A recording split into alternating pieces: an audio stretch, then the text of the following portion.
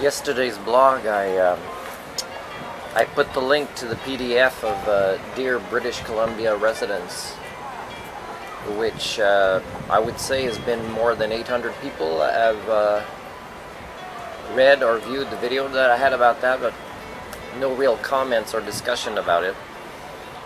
So Glenn, that you're having deep dives with me and you want to engage in conversation. A lot of people see this as the beginning, if it flows a particular way after, for positive change or cultural evolution. But again, we keep forgetting what's wrong with the human mind that has prevented this so far, because we can't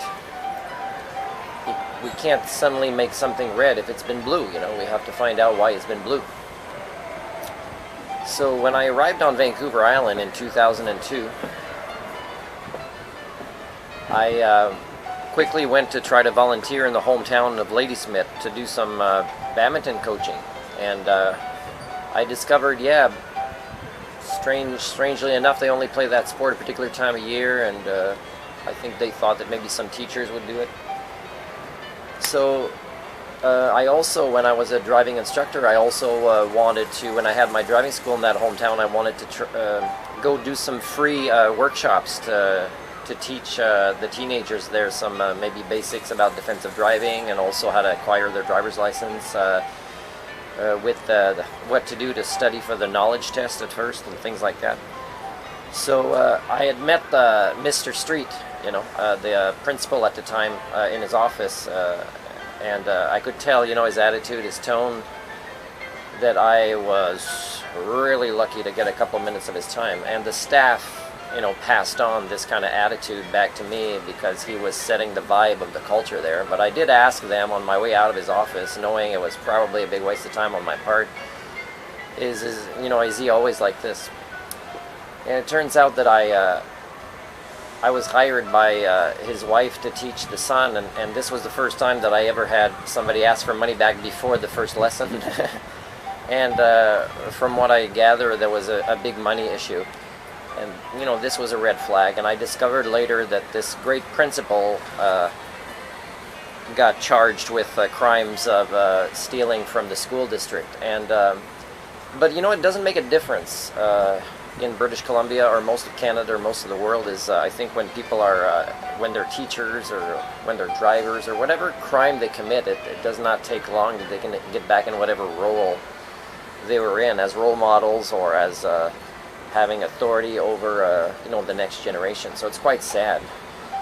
When I started my driving school, I had a lot of parents and students tell me about the main competitor that I had in that small town being inappropriate with female students. Now what I discovered later is, although parents talked about this and students shared some of their stories, and I encouraged them to talk to the RCMP or the driving school inspector, is nobody was doing anything. Nobody was advocating for their own kids. And sometimes they would have their female students with me, and if my schedule wasn't good, they'd have their male students, children with the competitor. And it's kind of strange. They're still supporting somebody they know is not a safe person to have their kids in the car with. And this was the same thing. I've seen many people there, and I've actually more near the end when I decided to close my driving school because, well, just people didn't want to learn.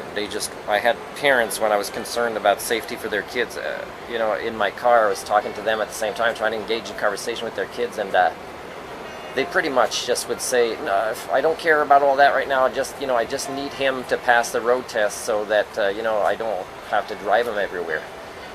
So not only safety concerns with driving, but safety concerns with, who they were with. And I did try to hire an instructor who was, the best of all the crappy resumes that I got when I advertised during my master's degree time. I wanted to get my hours down with my own driving school, and I did give him feedback one time after observing him in the back teaching a student, and I said, well, don't allow this behavior. It's dangerous when a student is about to pull out at a yield and the vehicles are coming on the left, and they have pretty high speed, is they could do a lane change and not even notice you, and the student is new and they would not know how to accelerate or pull over to the shoulder or even notice this.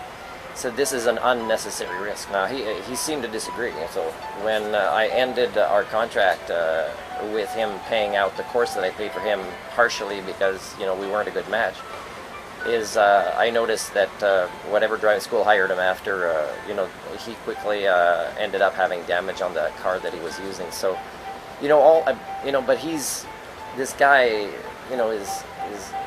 I think he's doing the Boy Scouts or Girl Scouts or whatever thing with his kids. And sadly, when somebody I really cared about also told me after I closed my driving school that they had inappropriate behaviors from this other driving school,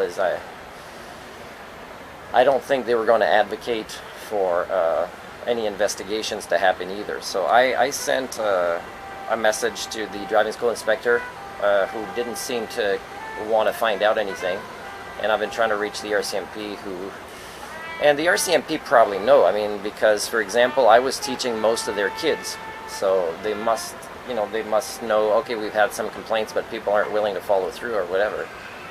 So this other driving school was doing things for more than 15 years now that are inappropriate. And you don't know how some of the students that he was inappropriate with might have been impacted in ways way beyond the driving lesson times, to develop depression or be suicidal or, whatever might happen in their relationships later as well.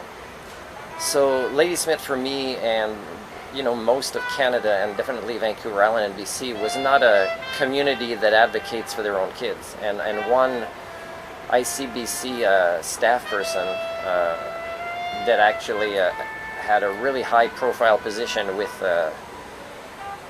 kids as a volunteer as well as testing people on road test, didn't want to know who this driving school was either. So it's pretty sad. So one of the reasons I closed my driving school is I think Ladysmith as a town, but this is fairly common, so I'm not just criticizing them, is they should get the driving school they deserve, I think, and the school teachers they deserve, and the principals at their schools they deserve. When I went to that school district once to introduce myself, I pretty much felt bullied by the receptionist, administrative staff there. So this is, and I think they all would think that they're better than me because they have different degrees or they have the full-time job with permanence, the seniority,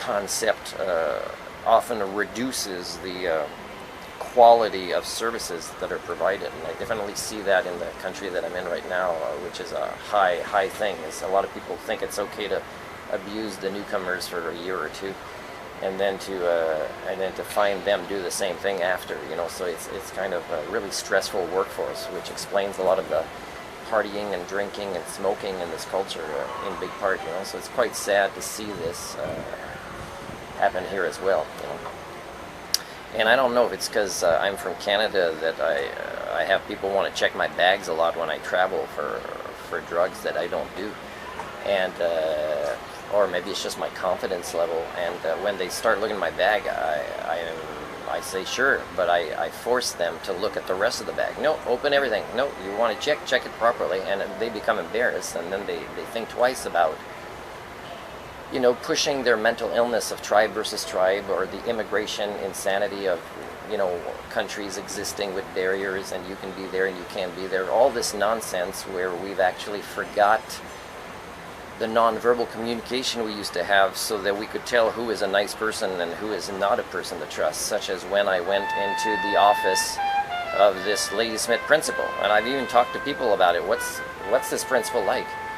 And they just, he's the principal, so he's in charge, and he's better than you kind of thing because he's got the job. So this is not a culture that I want to live in. So it's quite sad, and I'm doing this video to see if anybody will actually advocate for the new generation of kids over there. And it's quite sad, but I don't regret leaving. I'm just really sad with all the people I helped for free often, including winning awards for that, and friendships that I've invested years and years in, and nobody actually wants to stay in contact because they feel betrayed because I moved on to continue to grow as a person and for a better life, and they just wanted to practice, you know, the intellectual laziness of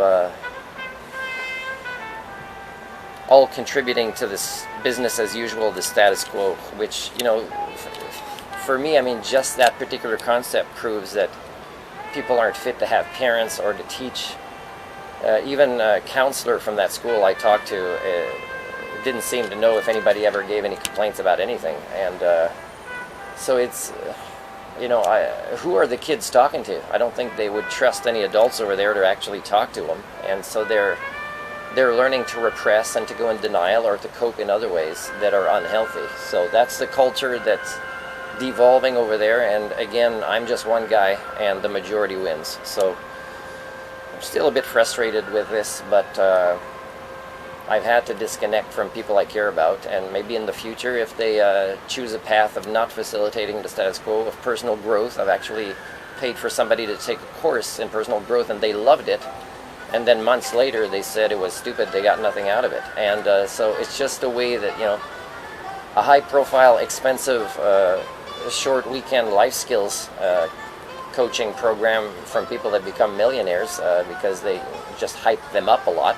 and they have groups that are way too big for such a theme, is they'll have an impact only in the short term, and that they're happy because they get repeat, you know, they get people audit and bring more people and repeat, and they just make more money. So it's still quite sad to see that everything I've done to put into the cultural repair and the personal growth that I've invested for the sake of people I care about. And I care about people, even though the Homo communio as a species have been very hard on me in my entire life, is I still care about them like any other life form on the planet. And but it's, you know, suffering from species alienation is having them victimize me as I'm still trying to help them. It's quite sad.